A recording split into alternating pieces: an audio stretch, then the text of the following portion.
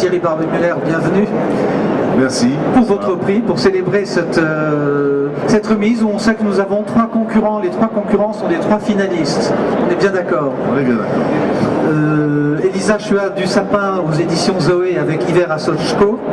C'est quelque chose de Fabienne Radi aux éditions d'autre part, et Saison des ruines de Bertrand Schmitt aux éditions L'Âge d'Homme.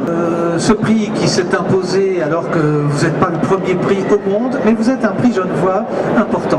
Pour quelles raisons? Quels sont vos critères? Quelle a été votre démarche? Alors, plus qu'un prix Genevois, un prix roman, dirais-je. L'idée c'était de soutenir la création littéraire romande en premier lieu, et c'était aussi de soutenir le monde de l'édition roman. Il y a un double critère, il doit s'agir d'une première œuvre littéraire et il doit s'agir d'une œuvre éditée par une maison d'édition suisse. Donc un double coup de pouce, si vous voulez, d'une part à la création littéraire, d'autre part à l'édition romande. Lorsqu'on démarre un prix comme ça, dans ce cadre-ci, c'est pas facile. Comment avez-vous été considéré? Je dis il y a 4 ans, puisque c'est votre 4e édition, on s'est dit, bon, bah, ça va être un prix, ça va durer une année, et puis non, vous tenez bon? Alors en général, quand on se lance dans quelque chose, c'est pour durer. Nous avons eu la chance aussi de pouvoir constituer un jury exceptionnel avec Pascal Couchepin, Mania Hanloser, Hélène Leibkutsch. Un jury compétent, un jury engagé et motivé. Et à partir de là, on savait qu'on s'inscrivait dans la durée.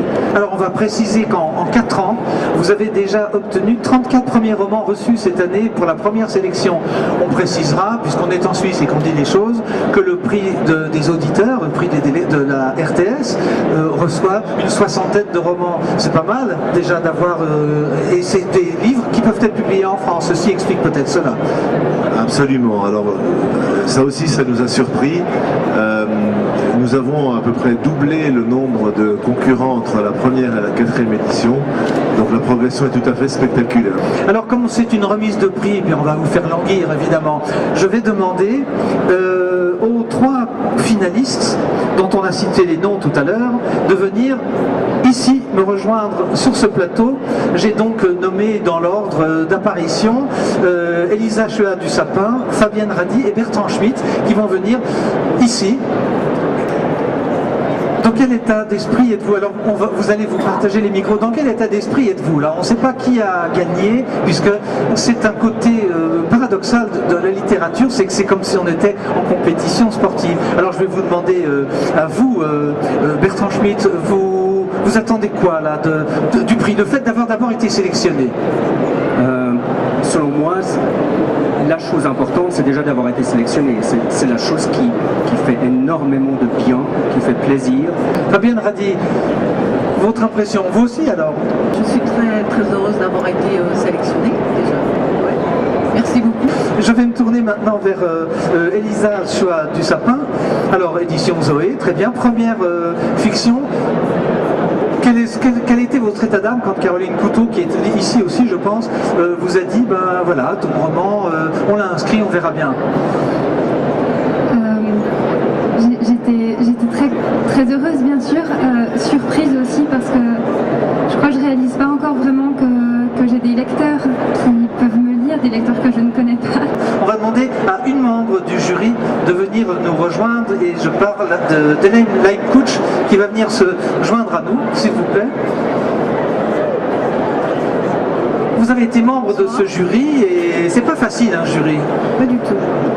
Quand vous avez votre carton, les 34 livres, vous avez commencé par celui qui vous paraissait le plus barbant ou par le meilleur? On ne sait pas lequel est le plus barbant vu qu'on est confronté à une couverture et donc on l'ouvre, on essaie de rentrer dans le texte et après quelques pages peut-être une plume se distingue, d'autres un petit peu plus d'effort, mais voilà. On rappelle les noms des 3 peut-être. Voilà. Hein. On rappelle que nous avions donc Hiver à Sochco d'Elisa Chua du Sapin, édition Zoé. C'est quelque chose de Fabienne Radi et Saison des ruines de Bertrand Schmitt aux éditions L'Âge d'Homme. Voilà. Donc j'annonce, je peux? Ah ouais. Alors, le prix est décerné cette année à Elisa Chua du Sapin pour l'Hiver à Sochco. Alors là, c'est un tonnerre d'applaudissements. Je vais vous prier de venir nous rejoindre. D'une part, je suis très émue par ce prix. Je me permettrais juste de revenir en fait, sur un terme que vous aviez employé avant de proclamer le résultat. C'est la notion de meilleur ou de moins bon qui en fait me met très mal à l'aise parce que j'ai l'impression que, et encore d'autant plus dans cette sélection, ça n'a pas lieu d'être. En fait, c'est simplement des livres, des auteurs tellement différents, des voix différentes que... On devrait donner 3 prix, mais ça c'est un Thierry Barbier-Muller qu'on doit dire voilà, ça. non mais simplement, c'était juste une question de terme. Émotion à chaud, vous avez parfaitement raison. Oui. Après, je vous remercie d'avoir pris le temps de lire mon premier roman et je vous remercie vraiment pour cette reconnaissance. Je remercie aussi évidemment mon éditrice qui a été la première à... Est-ce qu'elle est là? Je crois pas. Elle est là, mais en fait... Est-ce que Caroline Couteau est là? Non, mais c'est bon, Allez-y. Elle a été occupée. Je la remercierai parce que je crois qu'il y a vraiment un avant et un après premier roman. Parce que tout d'un coup, on vous dit écrivain ou auteur. Et je crois que un prix ou la reconnaissance littéraire pourrait me faire croire que je le suis, écrivain. Mais pour moi, c'est... En fait, publier ce premier roman, c'est avant tout prendre conscience que l'écriture, c'est avoir une voix et par conséquent une responsabilité. Alors j'accueille Caroline Couteau qui a entendu notre appel. Je vous posais juste à vous une question. Vous êtes heureuse parce que vous avez de nombreux prix dans votre maison d'édition, mais celui-ci est encore une étape, une jeune auteure, un premier roman, un prix roman comme l'a dit Thierry Barbier-Muller, mais un prix Genève. Vous êtes de Genève. Quelle émotion? Et évidemment, je suis très heureuse et très fière aussi pour Elisa et ce texte qui est donc un premier roman qui a été très remarqué aussi bien en Suisse qu'en France. Les gens ont beaucoup parlé de la maturité extraordinaire de ce texte alors que Elisa est si jeune. On va essayer de parler quelques instants, si vous prenez le micro, merci Caroline, de votre roman. Je crois qu'avant tout, c'est un livre qui parle beaucoup du rapport à l'identité de manière très générale, mais plus précisément du rapport au corps. Le livre se termine par des chapitres très courts. On est aux confins de la poésie. Je ne dirais pas du haïku parce que c'est le pays d'en face. Je parle du Japon.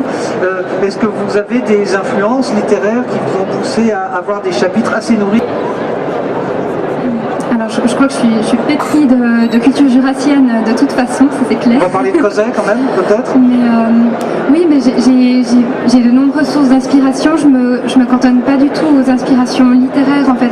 Je suis très visuelle, sensible aux images, à la musique aussi, et notamment au cinéma. C'est vrai que j'ai regardé beaucoup de films, de réalisateurs orientaux pour le coup, qui ont assez souvent une construction comme ça lente en fait, de succession de plans qui ne font que montrer les gestes des personnages et qui à travers ces gestes en fait permettent de circonscrire une personnalité et ça m'a beaucoup influencé. Merci beaucoup. Thierry Barbier-Muller, pour vous le mot de la fin. Vous êtes content de cette attribution, de ce prix? Enfin, nous sommes heureux de pouvoir contribuer à porter ce livre pour l'année à venir. Merci. Alors, je vous demande d'applaudir chaleureusement notre lauréate pour Hiver à Sochaux. Et je vais demander aux deux auteurs de revenir ici pour prendre une photo traditionnelle avec les finalistes qui mettront dans leur CV finaliste du 4e prix, ou du 4e prix de la SPG.